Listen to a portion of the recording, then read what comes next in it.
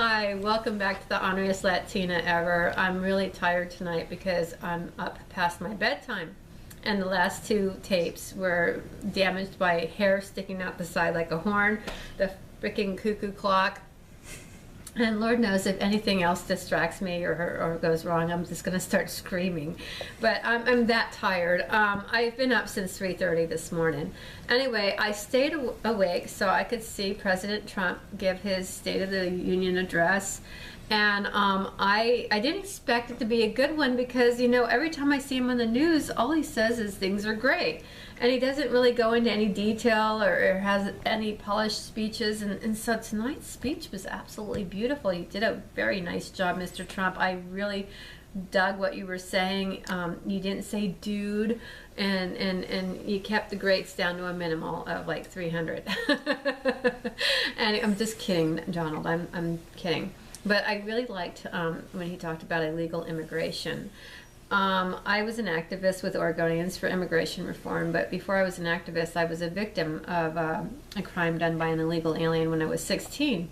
I was riding my bike into Coronado, and I was trying to make it up the hill. You know, as you see a hill ahead, you kind of have to anticipate for it. So I was gathering momentum because I'm kind of lazy. You know, I'm really lazy. I hate hills. So I figured if I pedaled a little bit faster, I would get up that hill a little bit better, because I don't like to get halfway up that hill and then run out of steam and go, oh shit, you know, I have to get off my bike and push this damn thing. So anyway, I was gathering up momentum. My friend was left in the dust. I'm very competitive. And this illegal alien thought she was going to beat the Honorary Latina up the hill. And she had to make a right turn. So as I was going up the hill, she made the right turn. I was picking up speed to get up the hill, and she clipped me. Okay? I went flying. She was going about 45.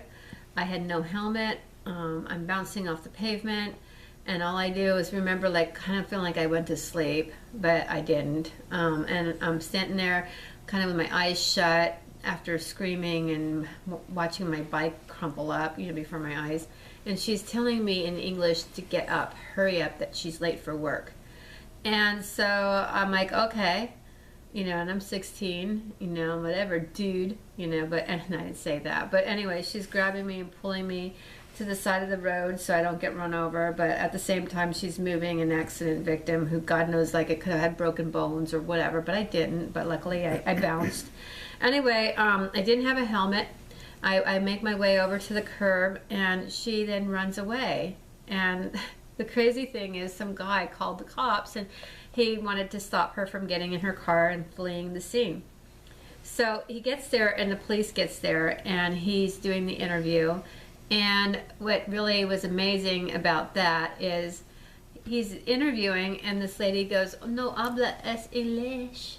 And the guy that, like, called the cops, he's like, I heard her speaking English to that little girl after she, like, hit her. She was talking perfect English. And he's like, you effing, you know, he was getting really ticked off at the illegal alien.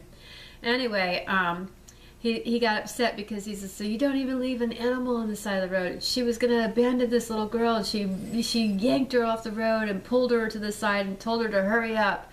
And I can't believe that. And the guy was, like, crying, and the police, like, officer was, like, telling him to calm down. Anyway, they wanted me to get in the ambulance, and I knew that this illegal alien was going to pay for it, and I knew my mom and dad didn't have a lot of money, and I didn't want to get in the ambulance. So he told me that I either do that or I get taken to the hospital by the police car. So I got in the ambulance reluctantly, thinking, man, I don't like my mom and dad to fight, and I don't want to spend money that we don't have, and not knowing the military would cover everything because we had Champus or whatever.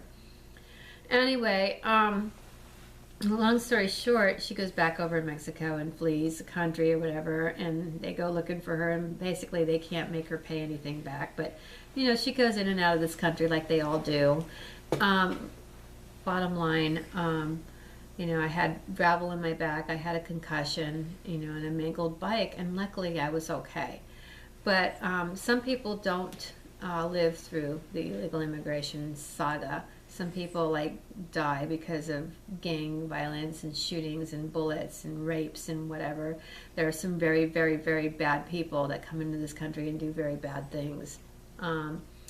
I had a friend that wanted me to be part of the Hispanic Republicans, and all she wanted to do was talk about having compassion and love for the illegal immigrants. I mean, she took money from a fellow Republican so she could teach the illegals English. At the same time, she says, Dee, with her little broken English, she says, you shouldn't be so racist against the illegal aliens. You know, they're God's people too. You know, I have no problem about illegal aliens, you know, Shirley or Shelley or whatever the frick your name is. But I have a little issue when you talk about me to all the other Hispanic women and you tell everybody I'm crazy and that I'm imbalanced and that I'm whatever. I'm sure you're saying stuff about Mr. Trump too. You know, the fact is that, you know, you're a racist. You think that you flee these countries to come over here to make this socialist country like the place that you fled, you know, and basically, if Jeb Bush wants to teach the Hispanic people English, do it on his money, not other people's money.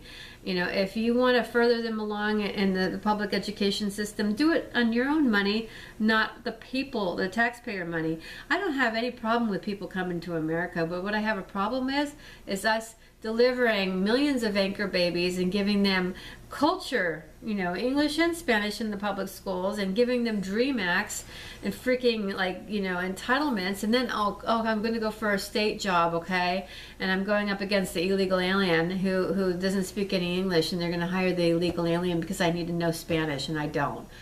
That's bullshit. We're in a freaking America, you know, and learn the language. You know, why should we be speaking any other language other than English only? So we have a rule, and the rule is you come into the country illegally, whether you're German, Polish, fucking Swedish, Scottish, whatever you are, you come into this country, you assimilate, you leave your country behind and all that other bullshit, and you become an American citizen, okay? You don't sit there and become this anchor baby or whatever, or this oh, well, I'm grandfathered in because my parents came here illegally, and I'm both a Mexican citizen and an American citizen, and it's like, you know, we don't go to other countries and do that crap to other people, and we don't burden the government and social services in other countries the way they do to our country. And so I don't care where you're from, but do it the right way. I'm sick and tired of seeing taxpayer money getting pissed down the drain so we can give liver transplants to illegal immigrants that are criminal aliens raping little children, or learning about the sex slave industry that is just a billion-dollar industry where kids are being brought across that border just to be pimped out as prostitutes so that these sick old men can freaking have sex with children. And that's a big, seedy underground organization, and we know we could put money into so many other things, but we cannot stop the sex slave trafficking into this country. And you people know who you are by allowing this kind of stuff to go on, and that kind of stuff is not okay. And I think I said enough. But it comes really sad when we can give billions of dollars to illegal immigrants, but we can't afford a bed for a veteran, or we can't afford a machine for a veteran.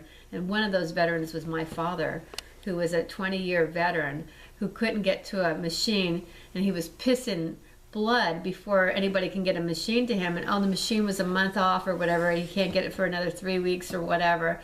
And then you have to go through all these advocacy channels, but some illegal alien can come into this country and walk through the emergency and get cared for. That's bullshit, and it needs to stop. That's all.